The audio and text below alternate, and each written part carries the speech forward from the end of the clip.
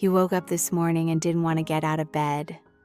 Not because you were tired, not because you didn't sleep well, but because there was no reason that felt strong enough to pull you up. Your friend texted yesterday, asking if you wanted to meet for coffee. You said you were busy. You weren't busy. You just didn't want to go. The gym bag is sitting by the door. It's been there for 3 days. You keep telling yourself you'll go tomorrow. But tomorrow comes, and the bag stays where it is. You look around your house and think, I should do something. I should clean. I should organize. I should call someone. But you don't. You sit, you scroll, you feel heavy. And underneath all of it is a question that keeps circling back. What is happening to me? You're not lazy. You're not a bad person. You've always been capable. You've always managed. But something has shifted, and you can't quite name it. Today, I'm going to help you see what you might not be seeing. Not to scare you, not to diagnose you, but to give you permission to ask for help if you need it. Because recognizing that something is wrong, that's not weakness. That's the beginning of finding your way back. Stay with me. Let's start with something that might feel small, but isn't. You're pulling away from your friends. Not in a dramatic way, not with arguments or declarations. Just quietly. The invitations come. You say no, or you say maybe next time, or you say yes. And then cancel at the last minute with an excuse that sounds reasonable, but isn't quite true. And here's the thing. You don't even know why you're doing it. These are people you love, people you've known for years, people who make you laugh. But the thought of getting dressed, getting in a car, showing up, being on, it feels like too much. So you stay home. And you tell yourself it's fine. You're just tired. You've been busy, you need a break. But the breaks keep getting longer. And the invitations start to slow down. And you notice that people aren't texting as much anymore, and part of you feels relieved. But another part of you feels abandoned, even though you're the one who walked away. I want to tell you something important. This is a sign. When someone who used to enjoy connection starts avoiding it consistently, something underneath is asking for attention. It's not that you don't love your friends anymore, it's that you don't have the energy to pretend you're okay when you're not. And showing up to coffee or lunch or a gathering requires a performance, a certain lightness, a certain I'm fine, how are you? Energy, and you don't have it right now. So instead of showing up as you actually are, tired, sad, confused, heavy, you just don't show up at all, because it feels safer to be alone than to risk someone seeing through the mask. I knew a woman named Eleanor who did this at 62. She had a tight group of friends. They'd been meeting for coffee every Thursday for 15 years. And then, one month, she started canceling. I have a headache. I'm not feeling well. I have something I need to take care of. Her friends were understanding at first, but after 2 months, they stopped calling.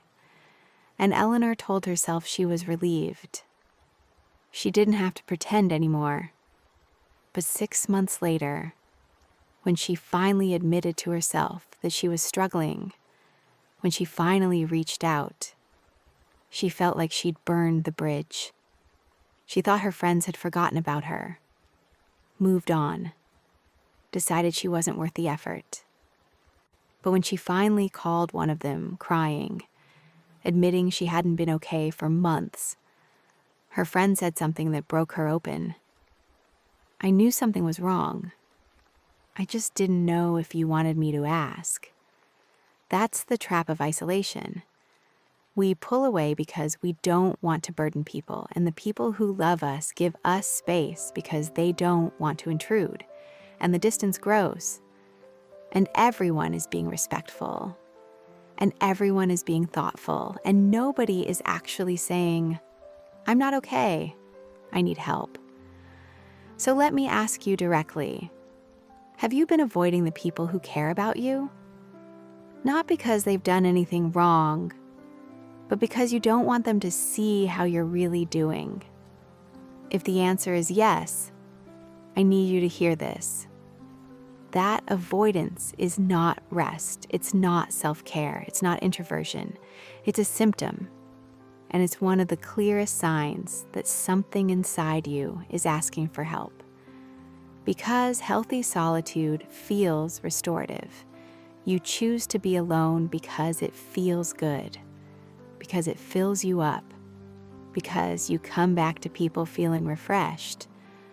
But what you're experiencing right now, that's not solitude, that's hiding. And hiding feels different, it feels heavy, it feels like you're running from something. It feels like if you let people too close, they'll see the truth you're trying to keep from yourself. You don't have to fix this alone. In fact, one of the first steps toward feeling better is letting one person in. Not everyone, not the whole world, just one person you trust.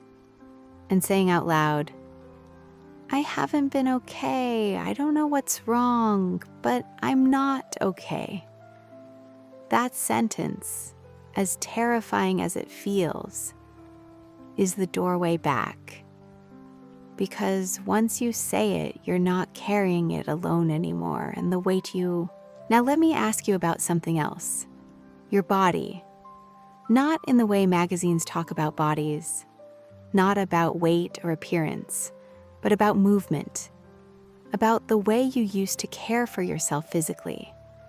Maybe you had a routine, walking in the mornings, yoga twice a week, the gym on Tuesdays and Thursdays.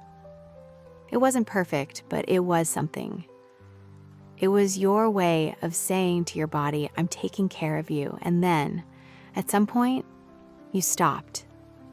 Not because you got injured, not because something external prevented you, you just stopped wanting to. The alarm goes off, you hit snooze, you tell yourself you'll go later. Later comes. You don't go. The yoga mat is rolled up in the corner. The walking shoes are by the door, gathering dust. And every time you see them, you feel a little pang of guilt. A little voice that says, "You should be doing this. What's wrong with you?" But the guilt isn't strong enough to get you moving. Because the truth is you don't care. And that's the part that scares you. Because you used to care, you used to feel good after a walk. You used to feel accomplished after a workout, but now the idea of putting on those shoes and stepping outside feels insurmountable, like climbing a mountain when all you want to do is stay in bed. Let me tell you what's happening here. When we lose the desire to move our bodies, it's not about laziness, it's about energy, or the lack of it. Depression, and I'm using that word gently, not as a diagnosis, but as a description of a state. Depression lives in the body. It makes everything feel heavier, including your own limbs. It convinces you that effort isn't worth it, that nothing will change, that you'll feel just as bad after the walk as you do before it, so why bother? And here's the cruel part. Movement is one of the things that actually helps. But depression makes movement feel impossible, so you're stuck. Your body is asking you to move, but your mind is telling you it's pointless. I knew a man named Richard who stopped running at 64. He'd been a runner his whole adult life, not competitively, just for himself, for the ritual of it. And then one winter he stopped. He told himself it was the cold. Then it was the schedule. Then it was his knees. But 6 months later, when spring came and his knees were fine and his schedule was open, he still didn't run. He'd sit on his couch in the mornings, the time he used to run, and he'd feel this dull ache in his chest. Not physical pain, emotional, like he'd lost something and didn't know how to get it back. His wife finally asked him, "What's going on? You loved running." And he said something that surprised even him. "I don't know if I love anything right now." That's when he realized it wasn't about running. It was about a deeper disconnection from himself, from the things that used to bring him meaning. Running had been his anchor, and when he lost it, he lost his sense of structure, his sense of who he was. So here's what I want you to think about. If you've stopped moving your body, if the routines that used to ground you have fallen away, ask yourself why. Not in a judgmental way, not with shame, but with curiosity. Is it because you're genuinely tired and need rest? Or is it because you've stopped believing that taking care of yourself matters? Because if it's the second one, that's a sign that something underneath, something you might not be fully aware of yet, is pulling you down. And your body is one of the first places it shows up. You stop exercising. You stop eating well. You stop grooming yourself the way you used to. Not because you've given up on life, but because the part of you that says, "I'm worth the effort," has gone quiet. And when that voice goes quiet, everything else starts to feel optional, including the things that keep you healthy, the things that keep you connected to your own aliveness. So if your gym bag has been sitting by the door for days, if your walking shoes are gathering dust, if your gym bag has been sitting by the door for days, if your walking shoes are gathering dust, if the thought of moving your body feels like a burden instead of a gift, I want you to see that for what it is. Not a character flaw, not laziness, but a signal. Your body is trying to tell you something. And what it's saying is, I don't have the energy for this right now. Something is wrong. And the answer isn't to force yourself back into the routine through sheer willpower. The answer is to ask, what's draining my energy in the first place? Because once you address that, once you start to see what's underneath the exhaustion, the desire to move often comes back on its own. Not because you forced it, but because you gave yourself what you actually needed, which might not be a workout. It might be rest, real rest. It might be a conversation you've been avoiding. It might be grief you haven't let yourself feel. It might be the acknowledgement that you're not okay, and that's okay. And once you stop punishing yourself for not exercising, once you stop adding guilt to the heaviness you're already carrying, you create a little bit of space. And in that space, something shifts. Maybe you take a walk. Not because you should, but because you want to feel the air on your face. Maybe you stretch in your living room for 5 minutes, not to check a box, but because your body asked for it. And that small movement, that tiny reclaiming of agency, can be the beginning of finding your way back. But it starts with stopping the war with yourself. It starts with saying, I'm not moving my body right now, and instead of hating myself for it, I'm going to ask why, and I'm going to listen. Now let's talk about something that might feel even more personal. You don't feel productive anymore, and I don't just mean at work, though maybe that's part of it. I mean in your life. In the small daily ways you used to feel capable, you used to get things done, you used to have a list, you used to move through your day with a sense of momentum. Even if it was just small things, laundry, errands, phone calls, organizing a drawer, cooking a real meal, there was a rhythm to it, a feeling of I did something today. I contributed. I mattered.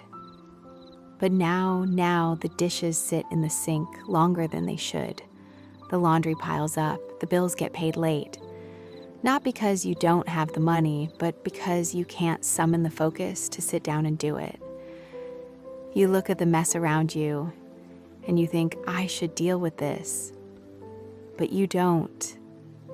You sit on the couch. You stare at your phone. You watch something you're not even interested in just to fill the time. And at the end of the day, you look back and think, what did I even do today? And the answer is nothing that felt like it mattered.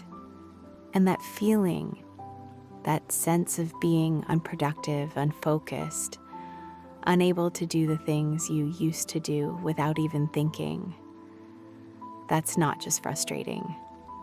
It's destabilizing. Because for most of your life, you've measured your worth by what you accomplish, by what you contribute, by how much you can handle, by how capable you are. And now, when you can't even bring yourself to fold the laundry or return a simple email, you start to wonder, am I losing myself?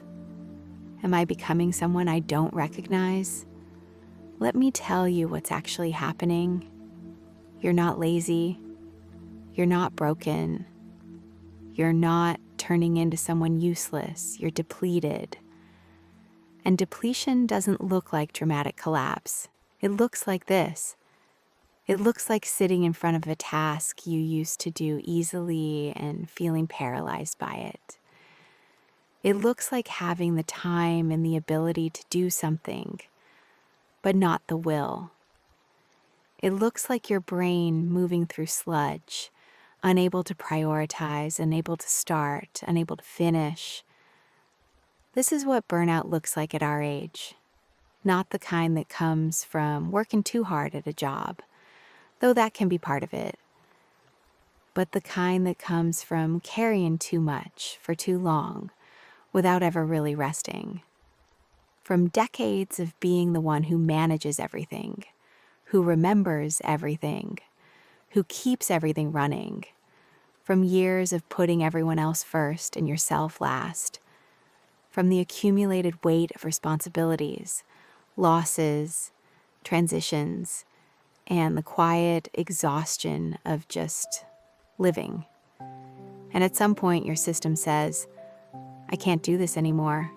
Not dramatically, not with a breakdown, just quietly, by stopping, by making it impossible for you to keep going at the pace you've been going, by taking away your ability to be productive in the way you've always been productive. And that feels like failure, but it's not. It's your body and your mind protecting you the only way they know how, by forcing you to slow down. I knew a woman named Margaret who had always been the organizer, the planner, the one who held everything together. She raised 3 kids. She managed her aging parents. She worked full-time. She kept the house running. And at 61, she retired. And she thought, finally, I can rest. But instead of feeling relieved, she felt lost. Because without the structure of work, without the demands of caregiving, without the endless to-do list, she didn't know who she was. And when she tried to create a new routine to be productive in retirement, she couldn't. She'd sit down to work on a project, organizing photos, planning a trip, even just cleaning out a closet, and she'd freeze, she'd stare at it, and then she'd walk away, and she'd feel ashamed, like she'd wasted her whole retirement being useless. But what was really happening was this. Her nervous system was finally letting her feel the exhaustion she'd been carrying for 40 years. And until she let herself actually rest, not productive rest, not self-care, that. Now let's talk about something that might feel even more personal. You don't feel productive anymore, and I don't just mean at work, though maybe that's part of it. I mean in your life. In the small daily ways you used to feel capable, you used to get things done, you used to have a list. You used to move through your day with a sense of momentum. Even if it was just small things, laundry, errands, phone calls, organizing a drawer, cooking a real meal. There was a rhythm to it, a feeling of, I did something today.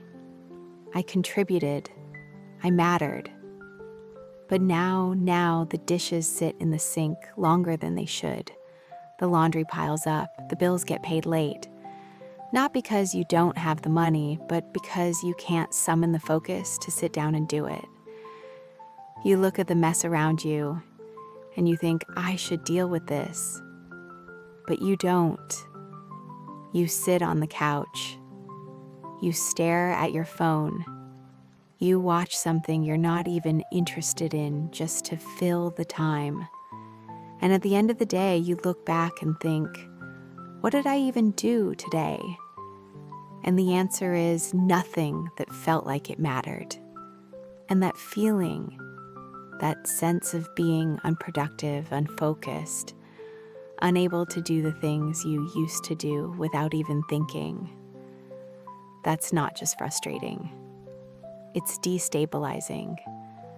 Because for most of your life, you've measured your worth by what you accomplish, by what you contribute, by how much you can handle, by how capable you are. And now, when you can't even bring yourself to fold the laundry or return a simple email, you start to wonder, am I losing myself? Am I becoming someone I don't recognize?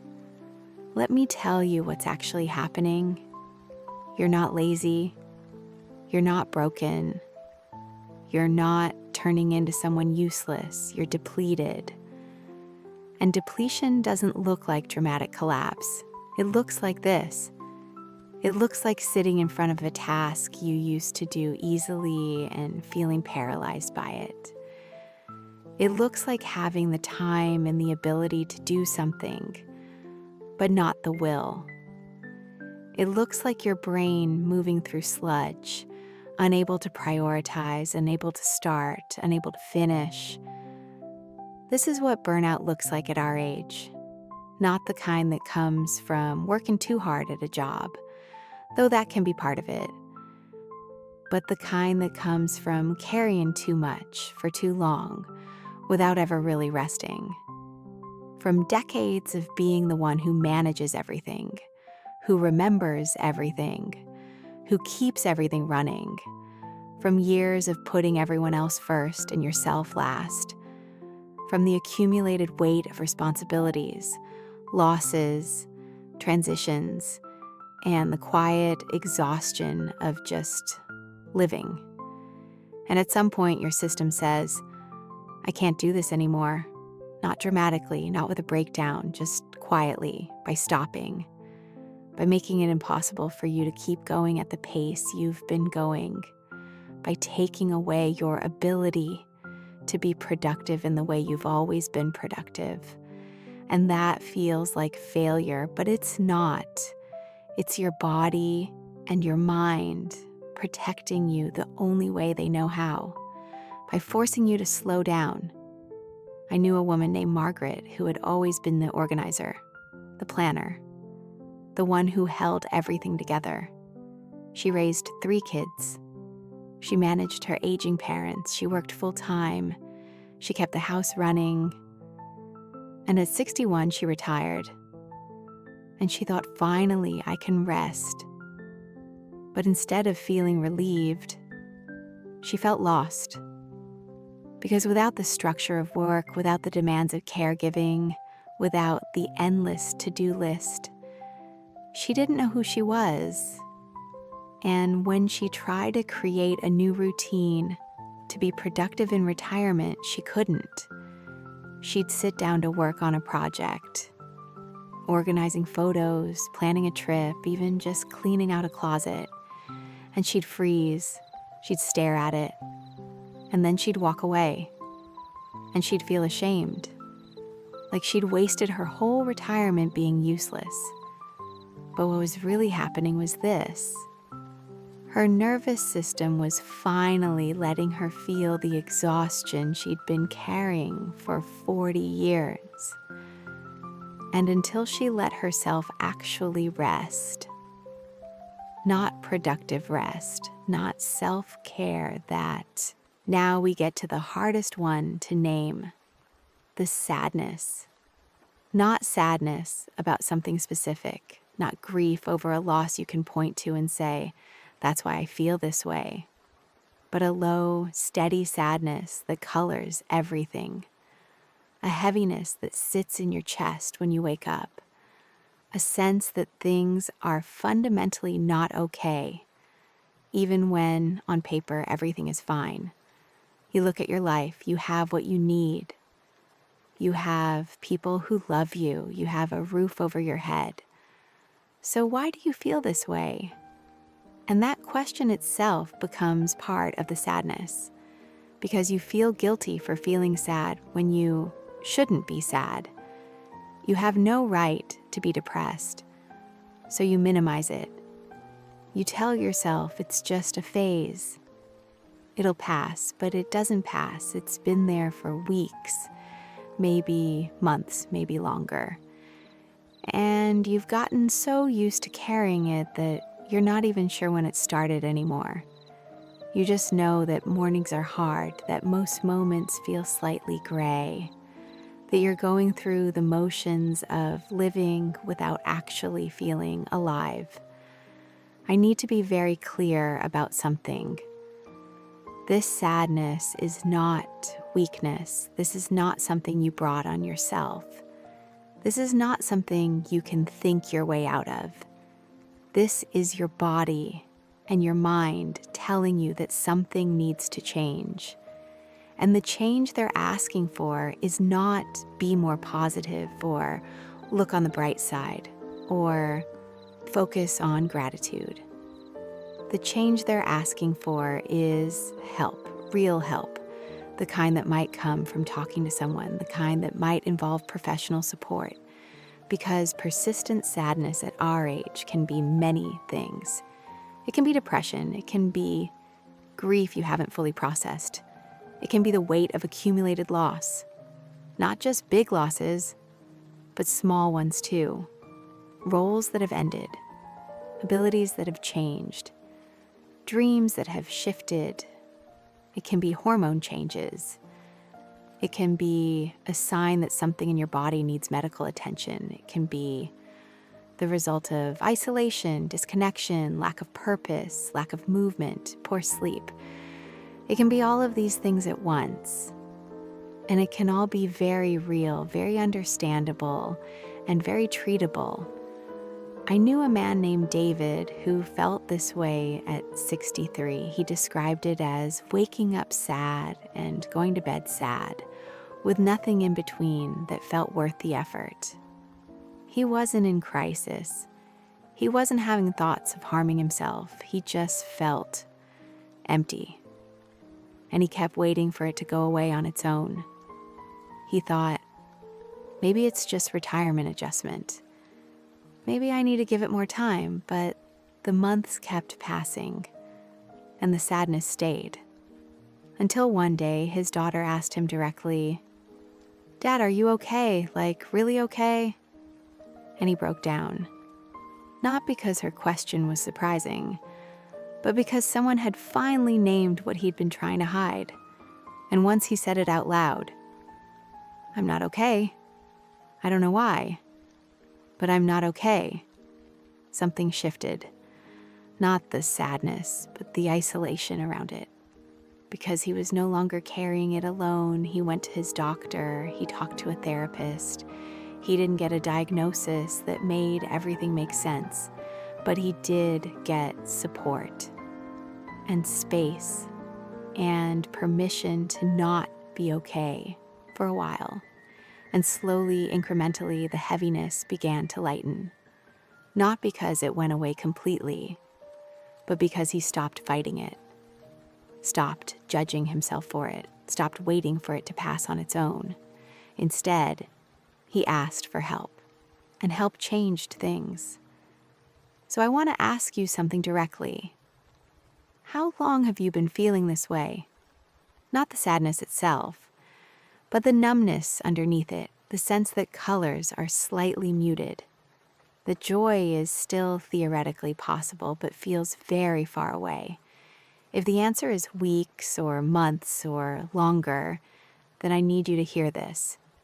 You don't have to feel this way forever, and you can't think, exercise, or positive thought your way out of it alone.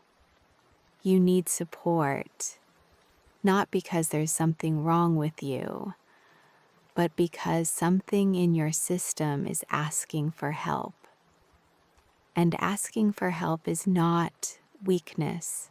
Asking for help is not weakness. It's the most honest thing you can do. At our age, we've been conditioned to believe that we should have figured this out by now, that we should be able to manage our own emotions, that needing help is a sign we've failed somehow. But that's a lie. And it's a dangerous lie because it keeps people suffering in silence. When really the sadness you're feeling could be a sign of so many things that are treatable. Depression, which responds to therapy and sometimes medication. Hormonal changes, which your doctor can assess and address. Unprocessed grief, which a therapist can help you move through. Lack of connection and purpose, which you can rebuild with support. Sleep issues, which have cascading effects on your mood. Nutritional deficiencies, which affect your neurochemistry. Medication side effects, which your doctor might be able to adjust. Any of these could be part of what you're experiencing, and you deserve to have them explored. Not by yourself, not by Googling symptoms at midnight, but with someone trained to help you see what's really going on. Here's what I want you to know. Feeling sad in your 60s is not abnormal, but feeling persistently, consistently sad, where most moments feel slightly gray, where you're going through the motions without joy, that's your system asking for attention. And ignoring it doesn't make it braver. It doesn't make you stronger. It just means you're suffering longer than you need to. I know the thought of reaching out feels big. I know there's shame attached to it. Why do I need help? I've always managed before. But you're not being asked to manage this alone. You're being invited to stop managing and start being supported. And there's a difference. When you're managing, you're white-knuckling. You're holding it together. You're barely making it. When you're being supported, you can actually rest while someone else helps you carry it. You can say, I don't know what's wrong, but something is. And instead of that being a failure, it becomes the beginning of change. So here's what I'm asking you to do. If this sadness has been with you for more than a few weeks, if it's touching everything in your life, if you wake up most days feeling this weight, make one appointment. Not for a diagnosis, not for judgment, just to talk to someone who's trained to help. Your doctor, a therapist, a counselor, a trusted spiritual advisor, if that's your path. Someone who can help you see what's underneath the sadness and help you find a way through it that doesn't involve suffering alone, because you don't have to. That's the secret nobody tells you at our age. You don't have to just accept that this is how you feel now. You don't have to believe that sadness is just part of getting older. You don't have to white knuckle through the rest of your life hoping it gets better. There are people trained to help. There are approaches that work. There is a way through. And the first step is admitting, I need support.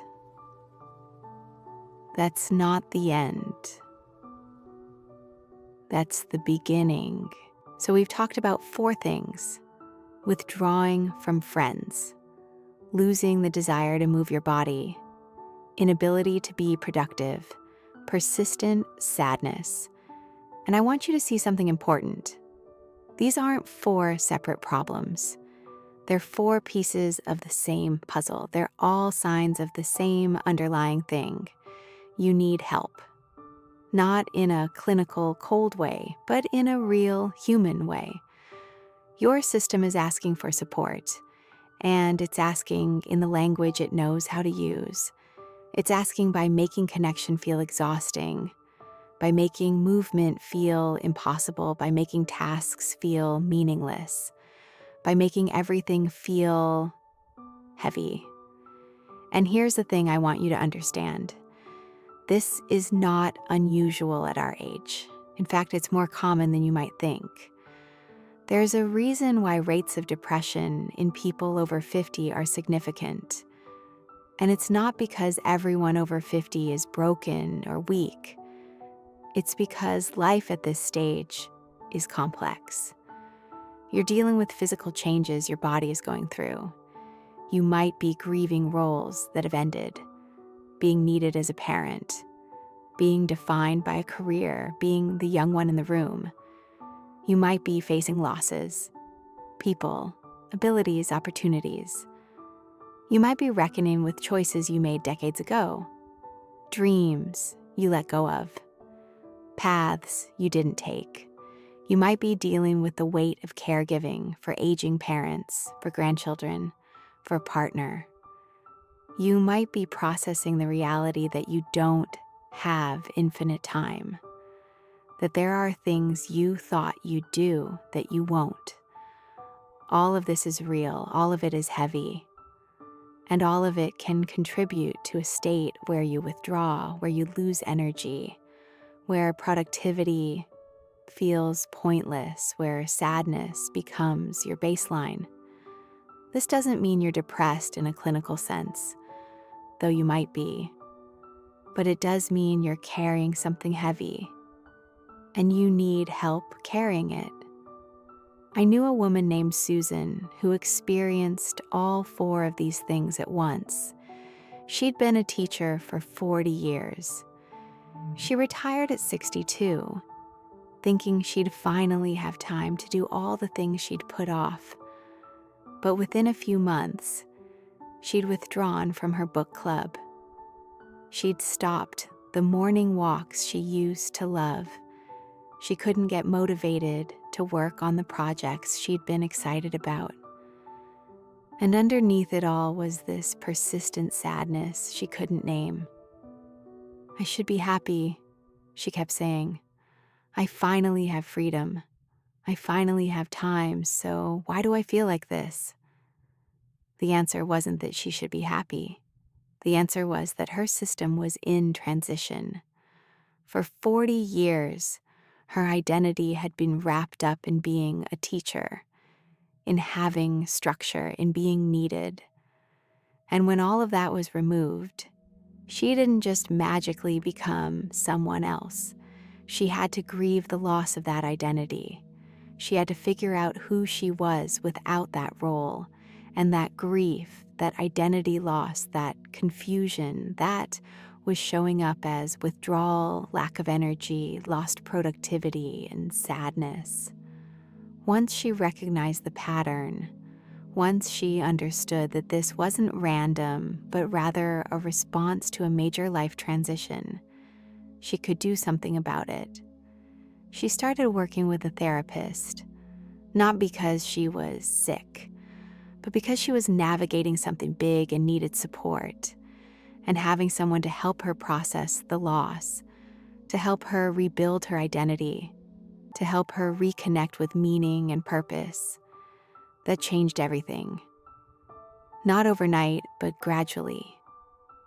She started accepting invitations again. Not because she forced herself, but because having processed some of the grief, she had more energy.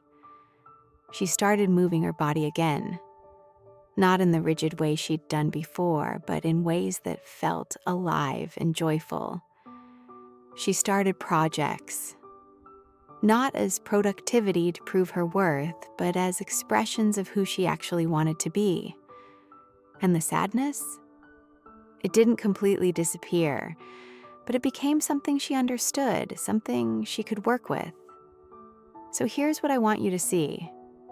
If you're experiencing one or more of these 4 things, withdrawal, loss of movement, lost productivity, persistent sadness, it's not random. It's not a character flaw. It's a sign that something in your life is asking for attention. Maybe it's a major transition like retirement. Maybe it's cumulative grief you haven't fully processed. Maybe it's the weight of roles and responsibilities finally catching up with you. Maybe it's a medical issue that needs addressing. Maybe it's a combination of all of these things. But the point is, these symptoms are your body and mind's way of communicating. They're not flaws, they're signals. And signals are meant to be heard. Here's what I want you to do with this information. Don't use it to diagnose yourself. Don't use it to confirm that you're broken or depressed or done for. Use it to give yourself permission. Permission to say something is not right, and I deserve support. That's it. You don't need to know exactly what's wrong. You don't need to have it all figured out. You just need to recognize the pattern and say, I need help understanding this. And then take one small step toward getting that help. Because here's the truth that changes everything. You are not alone in this. At 50, at 60, at 70. Many people are experiencing some version of what you're experiencing. The withdrawal, the lack of energy, the feeling that something fundamental has shifted. And while the specifics might be different for each person, the truth is the same. This is treatable. This is understandable. This is something you can move through. But you can't do it alone, and you're not meant to. The fact that you're feeling this way isn't a sign that you're weak or broken or that you've failed at being a mature adult. It's a sign that you're human, that you've been carrying things, that you've been through things, that you need support. And asking for that support is not the end of your story. It's a plot twist. It's the moment where the character finally stops trying to manage everything alone and lets someone in. And that's when the real transformation begins. Not because the sadness magically disappears. Not because everything suddenly feels easy. But because you're no longer carrying it alone. And that changes everything. If you're still here with me, if you've stayed through all of this, listening to descriptions of withdrawal and exhaustion and sadness that maybe hit a little too close to home, I want to invite you into something. Subscribe to this channel, not as a number on a screen, but as a commitment to yourself. Because what we're building here is a space where we talk about the things nobody wants to talk about.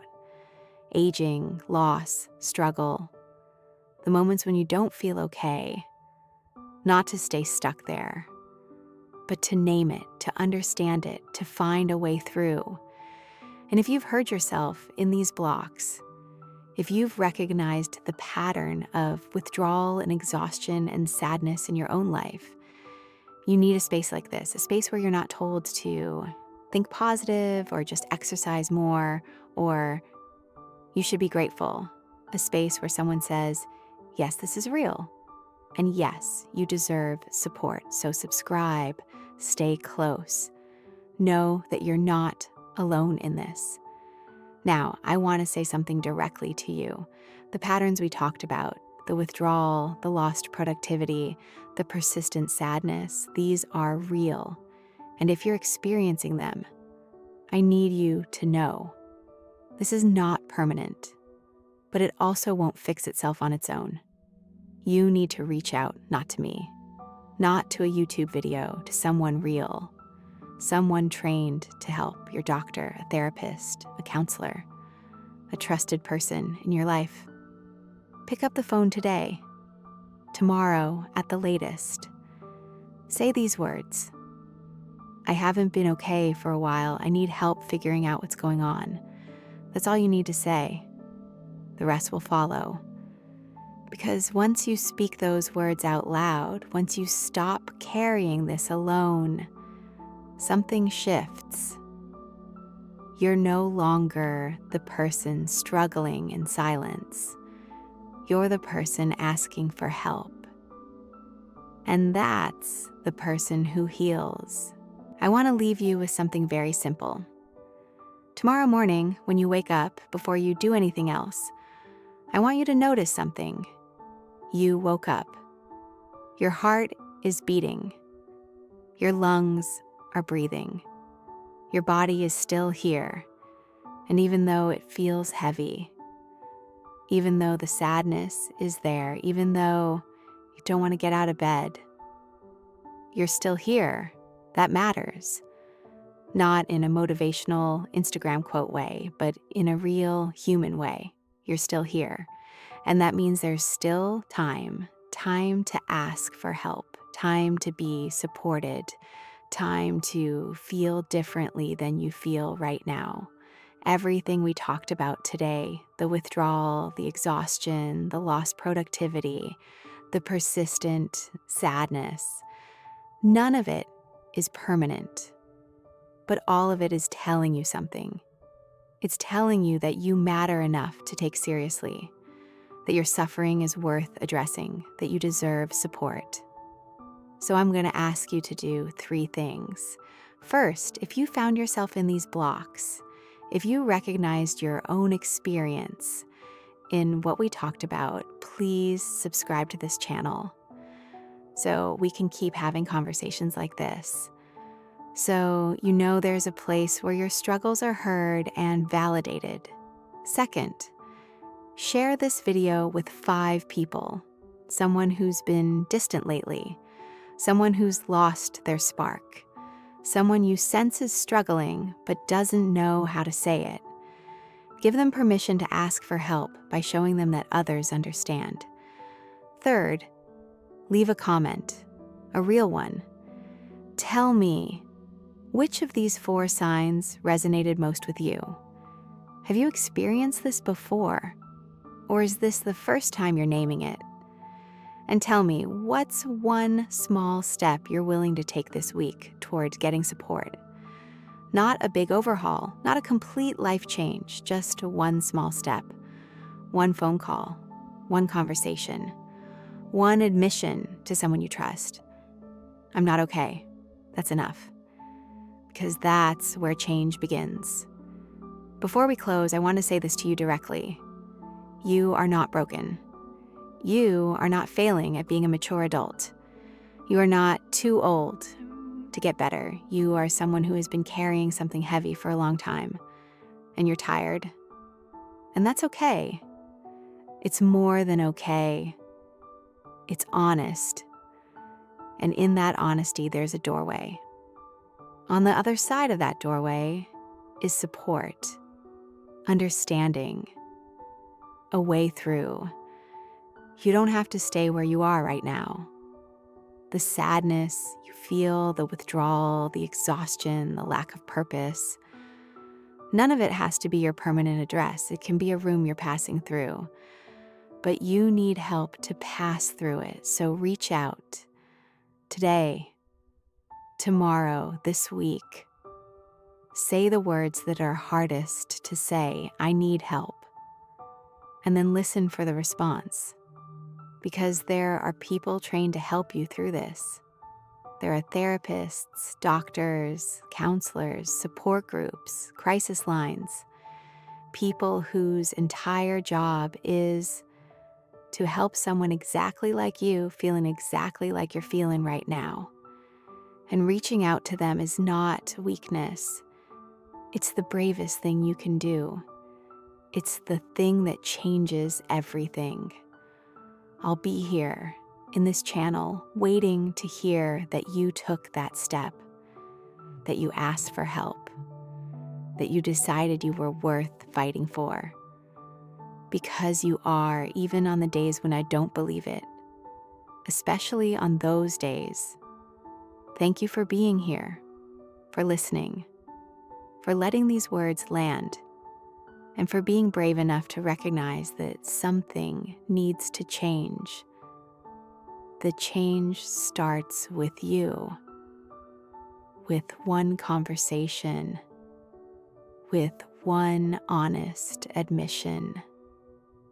You've got this, and you're not alone.